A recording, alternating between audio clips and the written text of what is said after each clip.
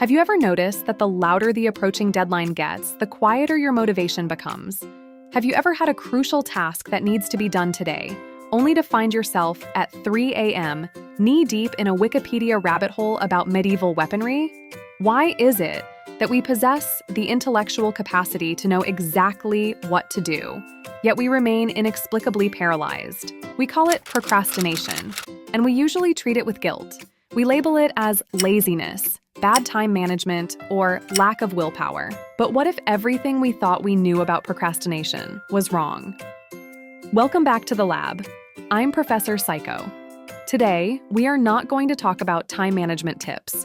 We are going to go deeper to explore why procrastination isn't a character flaw, but a survival mechanism gone wrong, a civil war raging between ancient and modern parts of your brain. But before we dive in, make sure to hit that subscribe button, ring the notification bell, and leave a like if you enjoy deep dives like this. Ready? Let's get into dissect the anatomy of delay.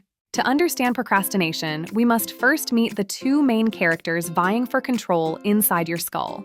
This is the neuropsychology of procrastination. On one side, we have the limbic system. Think of this as the ancient brain. It is millions of years old, highly emotional, volatile, and driven by instinct. Its primary directive is simple: avoid pain, seek pleasure, and ensure immediate survival. It is the part of your brain that tells you, eat that cake now. On the other side, we have the prefrontal cortex.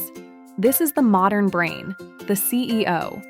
Located right behind your forehead, this area is meticulously evolved for complex reasoning, logical decision-making, and long-term planning.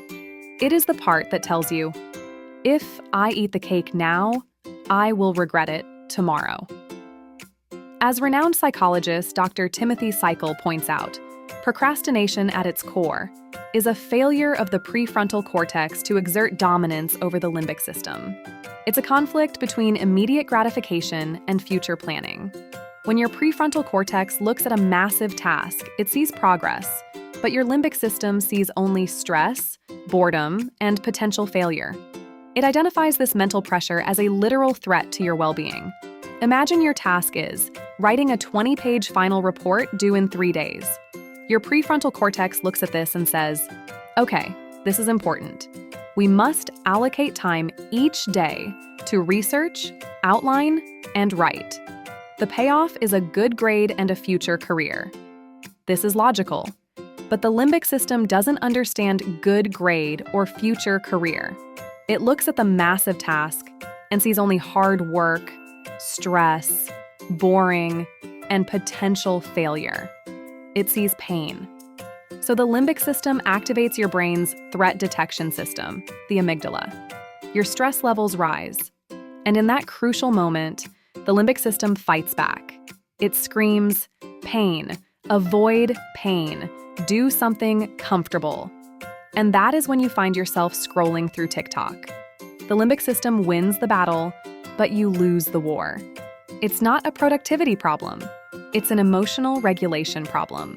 But wait, the battle doesn't stop with biology. There is another psychological layer that dictates whether you are likely to delay a task or tackle it. This is the concept of self-efficacy, which was pioneered by the legendary Canadian-American psychologist Albert Bandura in the late 1970s. Bandura defined self-efficacy not as general self-esteem, but as your specific belief in your capability to execute behaviors necessary to produce specific performance attainments. In other words, do I have the confidence to actually do this specific task? Your self-efficacy determines whether you view a difficult task as a challenge to be mastered or a threat to be avoided. When you have low self-efficacy for a particular project, you create a self-fulfilling prophecy. Because you doubt your competence, you anticipate failure. And anticipation of failure is painful. As we just learned, your limbic system hates pain. Let's apply this to going to the gym. You want to start working out. Your prefrontal cortex knows the benefits, but perhaps your self-efficacy in fitness is low. Your mind says, I'm going to look ridiculous. I don't know how to use the machines. I probably won't get fit anyway. This doubt makes the gym appear as a psychological threat. When 5 p.m. comes and it's time to go, your limbic system grabs onto that fear. It offers a comfortable alternative. Let's just stay home and order pizza. Your lack of belief in your capability isn't just a mental state, it's the catalyst for the behavioral delay. So, armed with this biological blueprint, how do we actually hack our hardware to break the cycle of delay? The answer isn't just work harder. That's a brute force solution for a nuanced emotional problem. True mastery comes down to two things: emotion regulation and strategic wins. First, you must lower the emotional stakes by shrinking the beast. When you look at a massive task like cleaning the entire house or starting a YouTube channel, your limbic system doesn't see progress. It sees a threat. It sees a predator. Naturally, you freeze. To bypass this, you need to chop that beast into tiny, non-threatening pieces. Don't tell yourself you're going to write a thesis. Tell yourself you're going to open the document and type for 5 minutes.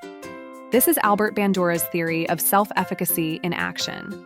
By setting the bar so low that it's impossible to fail, you prove to your brain that you are capable. Small wins breed confidence, and that confidence becomes the fuel for larger actions. Second, you have to practice the radical act of forgiving yourself. It sounds counterintuitive, but research shows that self-compassion is the ultimate antidote to procrastination. We often think that beating ourselves up for wasting the morning will motivate us to work in the afternoon, but it does the exact opposite. Procrastination is driven by negative emotions: guilt, shame, and the fear of failure. When you berate yourself, you're just piling more weight onto an already overloaded emotional system. To avoid that self-inflicted pain, your brain will actually push you to procrastinate more just to find temporary relief in a distraction. So, let go of the scrolling guilt. Forgive the person you were an hour ago so that the person you are now can actually get to work. Finally, you must learn to bribe your own biology. Since your brain is hardwired to seek immediate gratification, stop fighting it and start leveraging it. Create a dopamine contract. Tell your limbic system, if we focus on these emails for just 20 minutes, we get that premium coffee or 5 minutes of guilt-free scrolling. By tethering a future chore to an immediate reward, you're making the dopamine work for you, not against you. Procrastination is often described as the thief of time, but perhaps it's something more insidious. Perhaps it is the thief of our potential, the subtle whisper that tells us tomorrow is a safer harbor than today. But the psychology teaches us this: tomorrow doesn't exist. It is always now. The war inside your head, between the ancient instinct for safety and the modern drive for growth, is the fundamental human experience.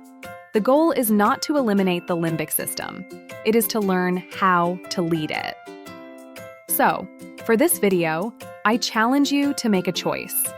The next time you feel that pull toward comfort, that urge to delay, just recognize it for what it is. It's not a failure of character. It's just your brain trying to protect you. And you can simply tell it, "Thank you for trying to keep me safe, but I am ready to grow." Don't wait. Start before you are ready. If you found value in this deep dive into your mind, please give a like to this video. This is just the second episode of a long journey together. Thanks for watching and stay curious. See you next week.